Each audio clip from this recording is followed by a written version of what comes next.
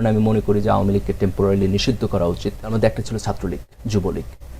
এরা সবসময় সরকারের মাসল ম্যান হিসাবে আপনার রাস্তায় কাজ করছে। তো এটা তো ক্লিয়ারলি সিস্টেম্যাটিক সন্ত্রাসী কর্মকাণ্ড। যতবার তারা আওয়ামী লীগের নাম শুনবে ততবার মনে হবে যে এটা হচ্ছে যে রাস্তায় দাঁড়িয়ে তাকে গুলি করে, এটা মনে হবে যে এরা হেলমেট বাহিনী। তো এই যে একটা দেশের একটা টোটাল ইয়াং ফোর্সের সাথে আওয়ামী লীগের যে কনফ্লিক্টের জায়গা, এই কনফ্লিক্টের জায়গা আওয়ামী লীগের রাজনীতিকে একটা বিশাল বিশাল ক্রাইসিসের মধ্যে নিয়ে গেছে। তো আমার বোধ হয় যে এটি আওয়ামী লীগের নেতৃত্বকে অনুধাবন করতে হবে যে they have done a crime. আন্দোলনে যারা সাহসের সাথে অকুতভয়ভাবে রাস্তায় গিয়ে দাঁড়িয়েছে তারা মূলত এদেশের তরুণ প্রজন্ম, এবং খুব সম্ভবত স্বাধীনভাবে তারা সর্বশেষ ভোট দিচ্ছে সেটা অনেক দিন আগে। তো 2008-এর ইলেকশন হয়তো তাদের ভোটের বয়স হয় নাই, তার মানে হচ্ছে তারও সর্বশেষ হয়তো আপনার 2001-এর নির্বাচনে তারা ভোট দিয়েছে। এই তরুণ প্রজন্ম এই দেশে আরও 30-35 বছর থাকবে, তাই না? 35-40 বছর তাদের লাইফ স্প্যান, তাদের নাগরিক অ্যাক্টিভিটি সেখানে থাকবে, এবং এই প্রজন্মের মনোজগতে আওয়ামী লীগ হচ্ছে একটি নেগেটিভ নেইম, একটা ফ্যাসিস্ট শক্তি। যতবার তারা আওয়ামী লীগের নাম শুনবে ততবার মনে হবে যে এটা হচ্ছে যে রাস্তায় দাঁড়িয়ে তাকে গুলি করে, এটা মনে হবে যে এরা হেলমেট বাহিনী। তো এই যে একটা দেশের একটা টোটাল ইয়াং ফোর্সের সাথে আওয়ামী লীগের যে কনফ্লিক্টের জায়গা, এই কনফ্লিক্টের জায়গা আওয়ামী লীগের রাজনীতিকে একটা বিশাল বিশাল ক্রাইসিসের মধ্যে নিয়ে গেছে। তো আমার বোধ হয় যে এটি আওয়ামী লীগের নেতৃত্বকে অনুধাবন করতে হবে যে they have done a crime, they should take the responsibility. যারা অপরাধ করেছে, ক্রিমিনাল রেসপন্সিবিলিটি, তাদের বিচারের মধ্যে দিয়ে যাইতে হবে। যাদের রাজনৈতিক রেসপন্সিবিলিটি, তাদের আওয়ামী লীগের রাজনীতি তার কখনো ফেরত আসা যাবে না।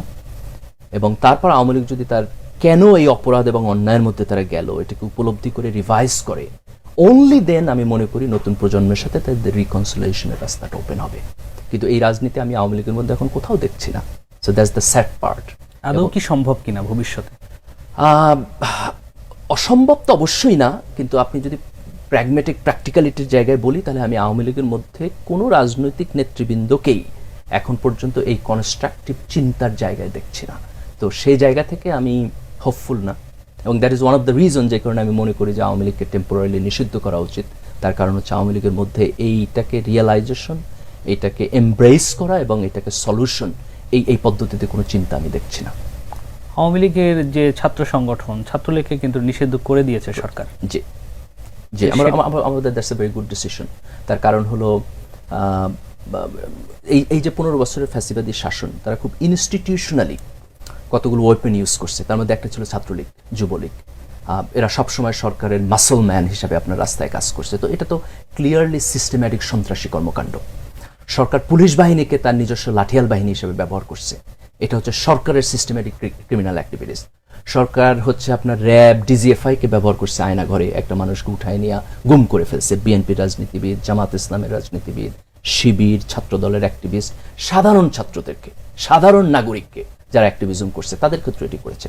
তো এখন আপনি যখন অর্গানাইজড ক্রিমিনাল অ্যাক্টিভিটিসের মধ্য দিয়া একটা ফ্যাসিবাদী শাসনকে টিকায় রাখেন, তার তো কনসিকুয়েন্স আছে।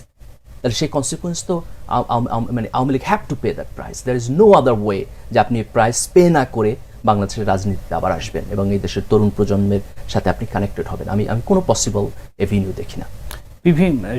শেখ হাসিনা ভারতে বসে বিভিন্ন জায়গায় ডিজিটালি এসে বিভিন্ন সমাবেশে অংশগ্রহণ করছে, বিভিন্ন অডিও ভাইরাল হচ্ছে, অ্যাক্টিভিটিস করার ট্রাই করছে, বাংলাদেশে আওয়ামী লীগকে, ছাত্রলীগকে অ্যাক্টিভিটিস করার জন্য পরামর্শ দিচ্ছে।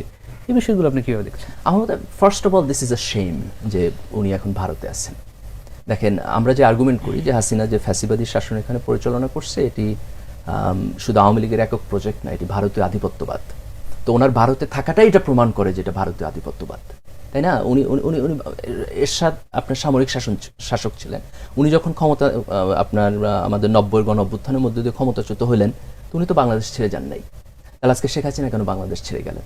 তো তার তো মোরাল কারেজ নাই এটাকে ফেস করার, তাই না? যে প্রসেসের মধ্যে দিয়ে উনি গেছেন।